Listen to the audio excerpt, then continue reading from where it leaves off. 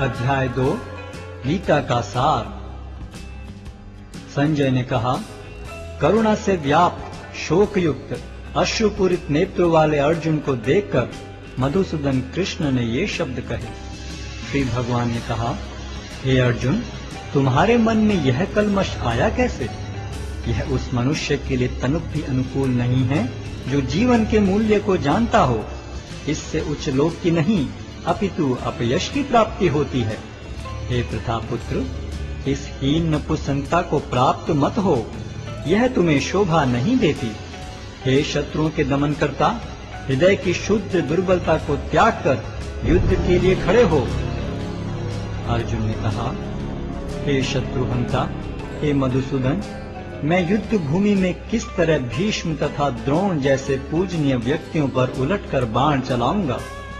ऐसे महापुरुषों को जो मेरे गुरु हैं, उन्हें मारकर जीने की अपेक्षा इस संसार में भीख मांगकर खाना अच्छा है। भले ही वे सांसारिक लाभ के इच्छुक हों, किंतु हैं तो गुरुजन ही। यदि उनका वध होता है तो हमारे द्वारा भोग्य प्रत्येक वस्तु उनके रक्त से सनी होगी। हम यह भी नहीं जानते कि हमारे लिए क्या श्रेष्ठ है, उनको जीतना या उनके द्वारा जीते जाना। यदि हम धृतराष्ट्र के पुत्रों का वध कर देते हैं तो हमें जीवित रहने की आवश्यकता नहीं है, फिर भी वे युद्ध भूमि में हमारे समक्ष खड़े हैं। अब मैं अपनी कृपण दुर्बलता के कारण अपना कर्तव्य भूल गया हूँ और सारा धैर्य खो चुका हूँ। ऐसी अवस्था में मैं आपसे पूछ रहा हूँ कि जो मेरे लिए श्रेयस्कर हो उससे निश्चित रूप से बताएं। अब मैं आपका शिष्य हूँ और आपका शरणागत हूँ, कृपया मुझे उपदेश दें। मुझे ऐसा कोई साधन नहीं दिखता जो मेरी इंद्रियों को सुखाने वाले इस शोक को दूर कर सके। स्वर्ग पर देवताओं के अधिपत्य की तरह इस धन धान्य संपन्न सारी पृथ्वी पर निष्कंटक राज्य प्राप्त करके भी मैं इस शोक को दूर नहीं कर सकूंगा। संजय ने कहा, इस प्रकार कहने के बाद शत्रुओं का दमन करने वाला अर्जुन कृष्ण से बोला, हे गोविंद, मैं युद्ध नहीं करूंगा, और चुप हो गया। हे भरतवंशी धृतराष्ट्र, उस समय दोनों सेनाओं के मध्य शोकमग्न अर्जुन से कृष्ण ने मानो हंसते हुए ये शब्द कहे। श्री भगवान ने कहा, तुम पांडित्यपूर्ण वचन करते हुए उनके लिए शोक कर रहे हो जो शोक करने योग्य नहीं हैं। जो विद्वान होते हैं वे न तो जीवित के लिए न ही मृत के लिए शोक करते हैं। ऐसा कभी नहीं हुआ कि मैं न रहा हूँ या तुम न रहे हो, अथवा ये समस्त राजा न रहे हों, और न ऐसा है कि भविष्य में हम लोग नहीं रहेंगे। जिस प्रकार शरीरधारी आत्मा इस शरीर में बाल्यावस्था से तरुणावस्था में और फिर वृद्धावस्था में निरंतर अग्रसर होता रहता है, उसी प्रकार मृत्यु होने पर आत्मा दूसरे शरीर में चला जाता है। धीर व्यक्ति ऐसे परिवर्तन से मोह को प्राप्त नहीं होता। हे कुंती पुत्र, सुख तथा दुख का क्षणिक उदय तथा कालक्रम में उनका अंतर्धान होना सर्दी तथा गर्मी की ऋतुओं के आने जाने के समान है। हे भरतवंशी, वे इंद्रिय बोध से उत्पन्न होते हैं और मनुष्य को चाहिए कि अविचल भाव से उनको सहन करना सीखे। हे पुरुष श्रेष्ठ अर्जुन, जो पुरुष सुख तथा दुख में विचलित नहीं होता और इन दोनों में संभाव रखता है, वह निश्चित रूप से मुक्ति के योग्य है।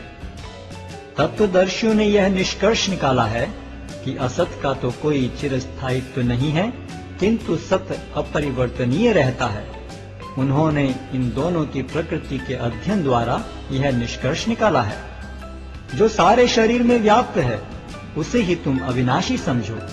उस अव्यय आत्मा को नष्ट करने में कोई भी समर्थ नहीं है। अविनाशी, अप्रमेय तथा शाश्वत जीव के भौतिक शरीर का अंत अवश्यम भावी है। अतः हे भरतवंशी, युद्ध करो। जो इस जीवात्मा को मारने वाला समझता है तथा जो इसे मरा हुआ समझता है, वे दोनों ही अज्ञानी हैं, क्योंकि आत्मा न तो मरता है और न मारा जाता है। आत्मा के लिए किसी भी काल में न तो जन्म है न मृत्यु। वह न तो कभी जन्मा है, न जन्म लेता है और न जन्म लेगा। वह अजन्मा नित्य, शाश्वत तथा पुरातन है। शरीर के मारे जाने पर वह मारा नहीं जाता।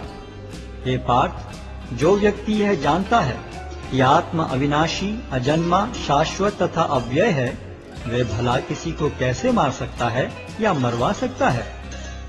जिस प्रकार मनुष्य पुराने वस्त्रों का त्याग कर नए वस्त्र धारण करता है, उसी प्रकार आत्मा पुराने तथा व्यर्थ के शरीरों को त्याग कर नवीन भौतिक शरीर धारण करता है।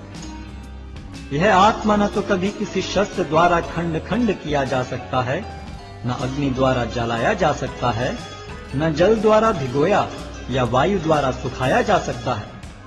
यह आत्मा अखंडित तथा अघुलनशील है।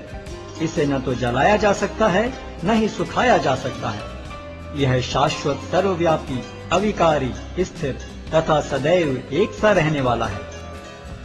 यह आत्मा अव्यक्त, अकल्पनीय तथा अपरिवर्तनीय कहा जाता है। यह जानकर तुम्हें शरीर के लिए शोक नहीं करना चाहिए।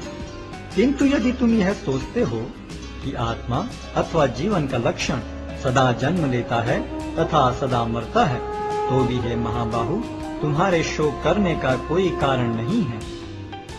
जिसने जन्म लिया है उसकी मृत्यु निश्चित है, और मृत्यु के पश्चात पुनर्जन्म भी निश्चित है। अतः अपने अपरिहार्य कर्तव्य पालन में तुम्हें शोक नहीं करना चाहिए। सारे जीव प्रारंभ में अव्यक्त रहते हैं, मध्य अवस्था में व्यक्त होते हैं और विनष्ट होने पर पुनः अव्यक्त हो जाते हैं। अतः शोक करने की क्या आवश्यकता है। कोई आत्मा को आश्चर्य से देखता है, कोई इसे आश्चर्य की तरह बताता है तथा कोई इसे आश्चर्य की तरह सुनता है, किंतु कोई कोई इसके विषय में सुनकर भी कुछ नहीं समझ पाते। हे भरतवंशी, शरीर में रहने वाले का कभी भी वध नहीं किया जा सकता। अतः तुम्हें किसी भी जीव के लिए शोक करने की आवश्यकता नहीं है। क्षत्रिय होने के नाते अपने विशिष्ट धर्म का विचार करते हुए तुम्हें जानना चाहिए कि धर्म के लिए युद्ध करने से बढ़कर तुम्हारे लिए अन्य कोई कार्य नहीं है। अतः तुम्हें संकोच करने की कोई आवश्यकता नहीं है। हे पार्थ, वे क्षत्रिय सुखी हैं जिन्हें ऐसे युद्ध के अवसर अपने आप प्राप्त होते हैं, जिससे उनके लिए स्वर्ग लोक के द्वार खुल जाते हैं। किंतु यदि तुम युद्ध करने के स्वधर्म को संपन्न नहीं करते, तो तुम्हें निश्चित रूप से अपने कर्तव्य की उपेक्षा करने का पाप लगेगा और तुम योद्धा के रूप में भी अपना यश खो दोगे। लोग सदैव तुम्हारे अपयश का वर्णन करेंगे, और सम्मानित व्यक्ति के लिए अपयश तो मृत्यु से भी बढ़कर है।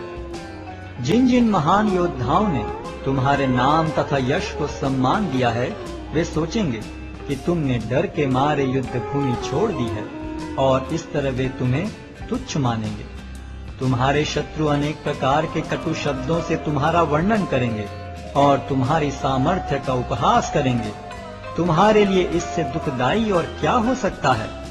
हे कुंती पुत्र, तुम यदि युद्ध में मारे जाओगे तो स्वर्ग प्राप्त करोगे, या यदि तुम जीत जाओगे तो पृथ्वी के साम्राज्य का भोग करोगे। अतः दृढ़ संकल्प करके खड़े हो और युद्ध करो। तुम सुख या दुख, हानि या लाभ, विजय या पराजय का विचार किए बिना युद्ध के लिए युद्ध करो। ऐसा करने पर तुम्हें कोई पाप नहीं लगेगा। यहाँ मैंने वैश्लेषिक अध्ययन द्वारा इस ज्ञान का वर्णन किया है। अब निष्काम भाव से कर्म करना बता रहा हूँ, उसे सुनो। हे प्रतापपुत्र, तुम यदि ऐसे ज्ञान से कर्म करोगे तो तुम कर्मों के बंधन से अपने को मुक्त कर सकते हो। इस प्रयास में न तो हानि होती है न ही ह्रास, अपितु इस पथ पर की गई अल्प प्रगति भी महान भय से रक्षा कर सकती है। जो इस मार्ग पर चलते हैं वे प्रयोजन में दृढ़ रहते हैं और उनका लक्ष्य भी एक होता है। हे कुरुनंदन, जो दृढ़ प्रतिज्ञ नहीं है उनकी बुद्धि अनेक शाखाओं में विभक्त रहती है। अल्पज्ञानी मनुष्य वेदों के उन अलंकारिक शब्दों के प्रति अत्यधिक आसक्त रहते हैं जो स्वर्ग की प्राप्ति, अच्छे जन्म, शक्ति इत्यादि के लिए विविध सकाम कर्म करने की संस्तुति करते हैं। इंद्रिय तृप्ति तथा ऐश्वर्य में जीवन की अभिलाषा के कारण वे कहते हैं कि इससे बढ़कर और कुछ नहीं है। जो लोग इंद्रिय भोग तथा भौतिक ऐश्वर्य के प्रति अत्यधिक आसक्त होने से ऐसी वस्तुओं से मोहग्रस्त हो जाते हैं, उनके मनों में भगवान के प्रति भक्ति का दृढ़ निश्चय नहीं होता। वेदों में मुख्यतः प्रकृति के तीनों गुणों का वर्णन हुआ है। हे अर्जुन, इन तीनों गुणों से ऊपर उठो, समस्त द्वैतों और लाभ तथा सुरक्षा की सारी चिंताओं से मुक्त होकर आत्मपरायण बनो। एक छोटे से कूप का सारा कार्य एक विशाल जलाशय से तुरंत पूरा हो जाता है। इसी प्रकार वेदों के आंतरिक तात्पर्य जानने वाले को उनके सारे प्रयोजन सिद्ध हो जाते हैं। तुम्हें अपना कर्म करने का अधिकार है, किंतु कर्म के फलों के तुम अधिकारी नहीं हो। तुम न तो कभी अपने आप को अपने कर्मों के फलों का कारण मानो, न ही कर्म न करने में कभी आसक्त हो। हे अर्जुन, जय अथवा पराजय की समस्त आसक्ति त्याग कर समभाव से अपना कर्म करो। ऐसी समता योग कहलाती है। हे धनंजय, भक्ति के द्वारा समस्त गर्हित कर्मों से दूर रहो और उसी भाव से भगवान की शरण ग्रहण करो। जो व्यक्ति अपने सकाम कर्म फलों को भोगना चाहते हैं, वे कृपण हैं। भक्ति में संलग्न मनुष्य इस जीवन में ही अच्छे तथा बुरे कार्यों से अपने को मुक्त कर लेता है। अतः योग के लिए प्रयत्न करो, क्योंकि सारा कार्य कौशल यही है। इस तरह भगवत भक्ति में लगे रहकर बड़े बड़े ऋषि, मुनि अथवा भक्तगण अपने आप को इस भौतिक संसार में कर्म के फलों से मुक्त कर लेते हैं। इस प्रकार वे जन्म मृत्यु के चक्र से छूट जाते हैं और भगवान के पास जाकर उस अवस्था को प्राप्त करते हैं जो समस्त दुखों से परे है। जब तुम्हारी बुद्धि मोह रूपी सघन वन को पार कर जाएगी, तो तुम सुने हुए तथा सुनने योग्य सब के प्रति अन्य मनस्क हो जाओगे। जब तुम्हारा मन वेदों की अलंकारमयी भाषा से विचलित न हो और वह आत्म साक्षात्कार की समाधि में स्थिर हो जाए, तब तुम्हें दिव्य चेतना प्राप्त हो जाएगी।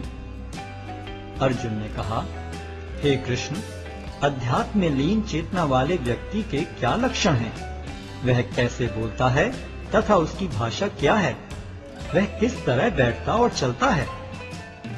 श्री भगवान ने कहा, हे पार्थ, जब मनुष्य मनोधर्म से उत्पन्न होने वाली इंद्रिय तृप्ति की समस्त कामनाओं का परित्याग कर देता है और जब इस तरह से विशुद्ध हुआ उसका मन आत्मा में संतोष प्राप्त करता है, तो वह विशुद्ध दिव्य चेतना को प्राप्त स्थित प्रज्ञ कहा जाता है। जो त्रय तापों के होने पर भी मन में विचलित नहीं होता अथवा सुख में प्रसन्न नहीं होता और जो आसक्ति, भय तथा क्रोध से मुक्त है, वह स्थिर मन वाला मुनि कहलाता है। इस भौतिक जगत में जो व्यक्ति न तो शुभ की प्राप्ति से हर्षित होता है और न अशुभ के प्राप्त होने पर उससे घृणा करता है, वह पूर्ण ज्ञान में स्थिर होता है। जिस प्रकार कछुआ अपने अंगों को संकुचित करके खोल के भीतर कर लेता है, उसी तरह जो मनुष्य अपनी इंद्रियों को इंद्रिय विषयों से खींच लेता है, वह पूर्ण चेतना में दृढ़ता पूर्वक स्थिर होता है। देहधारी जीव इंद्रिय भोग से भले ही निवृत्त हो जाए, पर उसमें इंद्रिय भोगों की इच्छा बनी रहती है। लेकिन उत्तम रस के अनुभव होने से ऐसे कार्यों को बंद करने पर वह भक्ति में स्थिर हो जाता है। हे अर्जुन, इंद्रियां इतनी प्रबल तथा वेगवान हैं कि वे उस विवेकी पुरुष के मन को भी बलपूर्वक हर लेती हैं, जो उन्हें वश में करने का प्रयत्न करता है। जो इंद्रियों को पूर्णतया वश में रखते हुए इंद्रिय संयम करता है और अपनी चेतना को मुझ में स्थिर कर देता है, वह मनुष्य स्थिर बुद्धि कहलाता है। इंद्रिय विषयों का चिंतन करते हुए मनुष्य की उनमें आसक्ति उत्पन्न हो जाती है और ऐसी आसक्ति से काम उत्पन्न होता है और फिर काम से क्रोध प्रकट होता है। क्रोध से पूर्ण मोह उत्पन्न होता है और मोह से स्मरण शक्ति का विभ्रम हो जाता है। जब स्मरण शक्ति भ्रमित हो जाती है तो बुद्धि नष्ट हो जाती है और बुद्धि नष्ट होने पर मनुष्य भवकूप में पुनः गिर जाता है। किंतु राग तथा द्वेष से मुक्त एवं अपनी इंद्रियों को संयम द्वारा वश में करने में समर्थ व्यक्ति भगवान की पूर्ण कृपा प्राप्त कर सकता है। इस प्रकार से कृष्ण भावनामृत में तुष्ट व्यक्ति के लिए संसार के तीनों ताप नष्ट हो जाते हैं और ऐसी तुष्ट चेतना होने पर उसकी बुद्धि शीघ्र ही स्थिर हो जाती है। जो कृष्ण भावनामृत में परमेश्वर से संबंधित नहीं है, उनकी न तो बुद्धि दिव्य होती है और न ही मन स्थिर होता है। जिसके बिना शांति की कोई संभावना नहीं है, शांति के बिना सुख हो भी कैसे सकता है। जिस प्रकार पानी में तैरती नाव को प्रचंड वायु दूर बहा ले जाती है, उसी प्रकार विचरणशील इंद्रियों में से कोई एक जिस पर मन निरंतर लगा रहता है, मनुष्य की बुद्धि को हर लेती है। अतः हे महाबाहु, जिस पुरुष की इंद्रियां अपने अपने विषयों से सब प्रकार से विरत होकर उसके वश में है, उसी की बुद्धि निस्संदेह स्थिर है। जो सब जीवों के लिए रात्रि है, वह आत्म संयमी के जागने का समय है, और जो समस्त जीवों के जागने का समय है, वह आत्मनिरीक्षक मुनि के लिए रात्रि है। जो पुरुष समुद्र में निरंतर प्रवेश करती रहने वाली नदियों के समान इच्छाओं के निरंतर प्रवाह से विचलित नहीं होता और जो सदैव स्थिर रहता है, वही शांति प्राप्त कर सकता है, वह नहीं जो ऐसी इच्छाओं को तुष्ट करने की चेष्टा करता हो। जिस व्यक्ति ने इंद्रिय तृप्ति की समस्त इच्छाओं का परित्याग कर दिया है, जो इच्छाओं से रहित रहता है और जिसने सारी ममता त्याग दी है तथा अहंकार से रहित है, वही वास्तविक शांति को प्राप्त कर सकता है। यह आध्यात्मिक तथा ईश्वरीय जीवन का पथ है, जिसे प्राप्त करके मनुष्य मोहित नहीं होता।